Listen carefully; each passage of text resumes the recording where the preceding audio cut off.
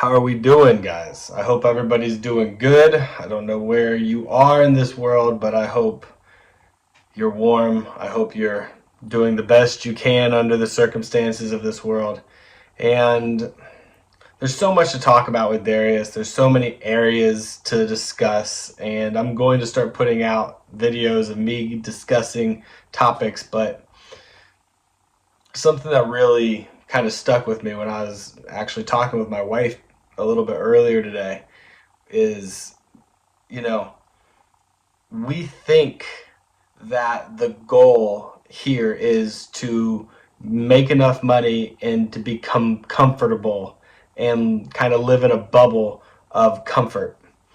And that's not exactly what we have been striving to do. Now, we came here knowing that there were going to be problems and there was going to be hardships, and we know that we are experiencing what we are not on the other side.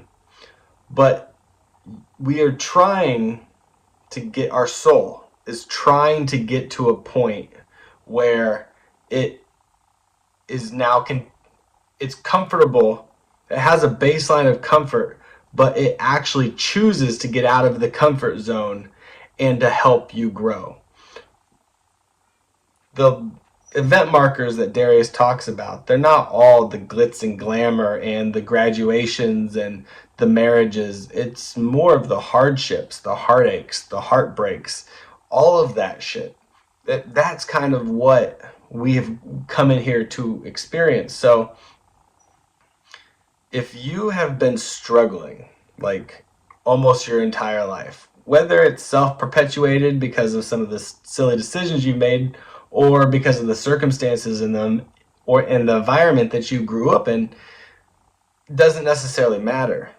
But if you have gone through you've gone through it, you've had problem after problem and hardship after hardship, well, I'm here to tell you that I know you hate that now, but you are going to be so grateful for that experience on the other side. Your soul is going to be rich on the other side in experiences, in the wisdom and the understanding of what that felt like, of what that experience means. So the people who are cushioned and coddled and don't go do anything and are scared to do anything, they're trying to stay comfortable, and they stay comfortable their entire life, and then they get back and realize they are comfortable on the other side more than they ever were here, and all they had to do was try to become uncomfortable, because that's how your soul grows, and that's what you ultimately are coming here to do, is to grow as a soul, to learn how to show love in a loveless looking world, right? How, being nice and being good just for the sake of being good. There's a lot of people that are like, I'm good, but you're being good according to the standards of what they say good is, and you're doing it to possibly audition, please a God, to hopefully get into heaven. Are you being good because you're truly, and you know why? Are you being good and know why you're being good? I'm glad you're being good. Let's not get it wrong. It's not like I want you to be bad, but I want you to get to a point where you authentically know, I'm being good because I know on the other side my soul cares that I'm good. I feel like once people know that you come from love and light and abundance and compassion and empathy and just absolute adoration for your soul, they're going to realize, oh, I'm not a sinner. I wasn't born broken. You know what I mean? And then they're going to have so much more capacity, I think, in their mind and say, hey, I'm better than what they made me think I was. So you're rich on the other side. If you've struggled, if you've had problems, if you have hardships, if you've had pain, all of that is experiences that the soul wants to grow through, wants to experience. And you're going to be even stronger when you come out the other side and you're not jaded by this world. You can see the deception, you're not naive, you see the problems, but you're not letting what you see control your perception of your reality, because you know you're in control of reality, your reality. So embrace the hardships. It's not like you want to go looking for them, but there's going to be hardships, and just know that it just creates a better, stronger, wiser soul on the other side that can have more meaningful experiences. So keep working, get outside of your comfort zone. There's hardships, and then there's, you want to get to a place of comfort, absolutely, but then you want to try to branch out, and that's where you actually start to grow. Everybody gets to this level, this plateau level, and they're like, I'm good, I got enough money, don't need to rock the boat, I could probably just coast to the end.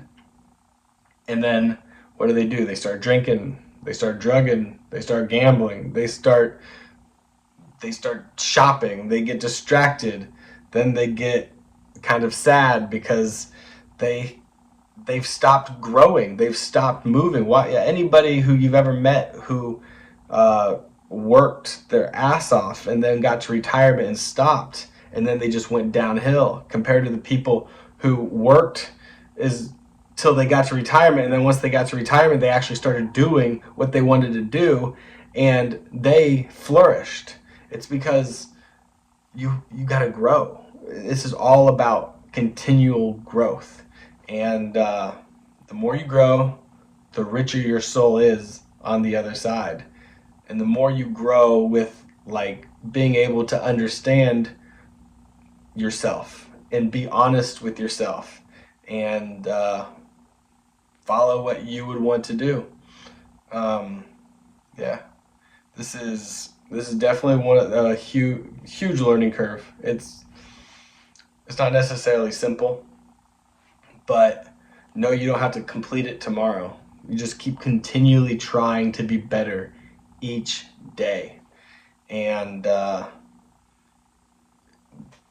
we got to start learning how to understand and feel gratefulness, because we got blessed today. It's like I started talking, I put my face out there, I was anxious, but I know I'm doing it for the right reasons. I'm trying my hardest to do the best I can, and we got blessed with one of our family members helping us with a huge expense with our heat and air conditioning unit just went out, and it's like it brought tears to my eyes, honestly. I mean, it was so meaningful, and it's such a big help, and everybody who has contributed to the GoFundMe page and all of that stuff, it's just people that help and give, and it's just, you have that gratefulness. And when you have that buzz in your soul, that gratefulness, that true, genuine gratefulness, not I'm grateful for my life, I'm grateful for my health, I'm grateful for this food. It's just that, oh my gosh, I almost didn't have that, and I have that again. And you feel that gratefulness, that buzz is one of those vibrations that you want to stay at. I mean, the love, the joy, the gratitude, the compassion, the empathy, the understanding, those are the levels of vibration that you want to be at, where what you think about will start to come towards you. But if you have anger and frustration and doubt and resentment, you're living at a lower vibration, and that's why things might not be coming. I know that's why things haven't come for me my entire life.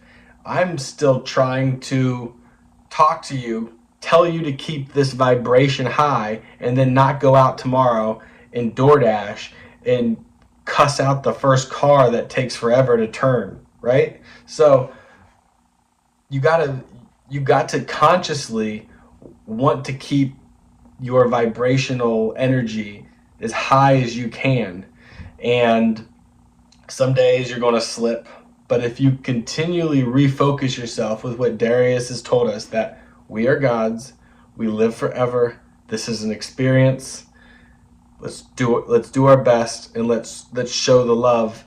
And then you start to be in that higher vibration. So, I mean, I think we all have negative thoughts and thoughts we wish we've never even had. And I think part of that keeps us stuck because we think God knows those thoughts, and the fact that we had those thoughts, God does not like, and God's going to judge us for them. So now that we know that that's not necessarily the case, I guess God knows your thoughts because you're the God and you know your thoughts, but you're not judging you for your thoughts on the other side. Your thoughts don't matter to like the life review, but your thoughts matter in this life. So you can have negative thoughts, but all that's doing is messing you up. Even if somebody rightfully cut you off or made you mad or did something to hurt you, you might have a legitimate gripe, but you staying in that hate and that frustration, that anger, that energy, you're living in that low vibration. And though that's not going to dictate what happens to you when you leave this place, you're just sabotaging yourself. So we need to release that hate, release that anger, apologize, you know what I mean? And we need to get to that point where we live each day with a gratitude of, hey, I don't know exactly what I'm supposed to do, but I'm going to be the nicest I can be to everybody I see all day long.